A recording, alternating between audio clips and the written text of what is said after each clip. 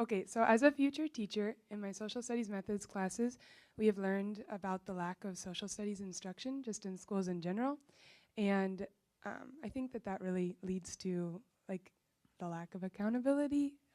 Not just there's phones and we're distracted, but we're not inspired in that general way. But anyway, posing questions that are social justice issues to our students is what we are being trained to do, and to teach students how to question the ways that things are done and to become agents of change rather than just talk about an issue, okay, here's a problem, but how can we propose a solution to it? So my question for you is, what do you propose that we do about this power that you've been speaking about, and how do we make a change? Do you think that there is a solution? Yes, that's a very good question, and I think I would interpret the question to mean that politics is in fact about power. If you think about what wealth is actually stored power, right? Wealth is the ability to exercise power. And the university is not about power, the university is about ideas. And so the beauty of a university is that we can take these two things that are not normally related, which is wealth and power on the one hand, which is the currency of the larger society, and then look at the currency of the university, which is discussion, debate, ideas, and bring the two together. And this is a perfectly good laboratory to do that.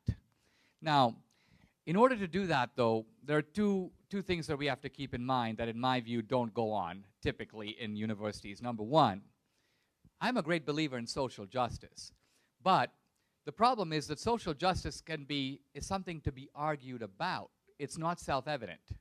It's not self-evident how the rewards of a market should be allocated.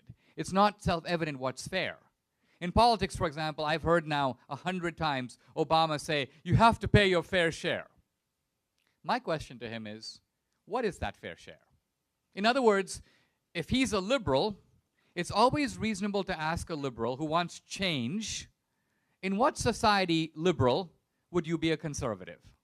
In other words, you want taxes to be higher. Okay, how much higher? At what point do you stop? At what point are you going to stop putting your hand into my pocket in the name of social justice? You're taking 50%, will you be content at 60? Can I be confident that if I give you 60, I'll never hear from you again? Or will you then decide that you want 70? Why can't you tell me what's fair in advance before you take it? In other words, so we're having this debate about justice, but no one is saying what's just, right? I mean, so we begin with Socrates. Socrates starts and he says, what is justice? Define it. Don't talk about it like an idiot. Define it first. Second, tell me at what level you think the pie should be cut. Then we can discuss your idea of justice. But if your idea of justice simply translates to give me more, that's not justice. What kind of justice is that? So I agree. Education to me is about stimulating a sense of wonder. It's about taking things that seem obvious and making them into questions. Our politics would be really exciting if young people were to be part of it, raising fundamental questions that politicians don't ask. You know, so for example, let's say for example, we believe in democracy. Never hear a word more often uttered than democracy. Majority rules. Okay, the first question I have is, does the majority get to rule on everything? Let's say the majority decides that next week you should be shot. Is that a good thing? Because we all decide, we had a vote, we just decided we'd like to kill you. Why not? Because majority rule is limited by your rights, right? Now let's take a more difficult question. Let's say the majority decides to find one man, Bill Gates, and take all his money. Does the majority have the right to do that? Does the majority have the right to have a vote and say, Bill Gates has $51 billion, that's way too much. Let's leave him with $1 billion and take 50. Do we have the right to do that in the name of democracy? And if not, why not? Where does it say in the Constitution that we can't do that?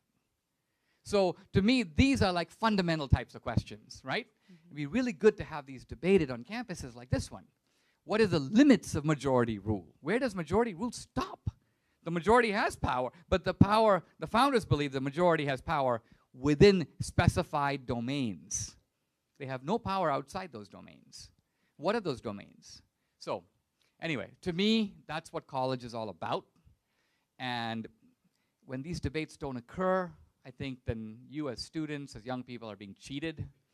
And so what I try to do in opportunities like this one is to just raise these types of questions to hope that some of it plants a seed for the future.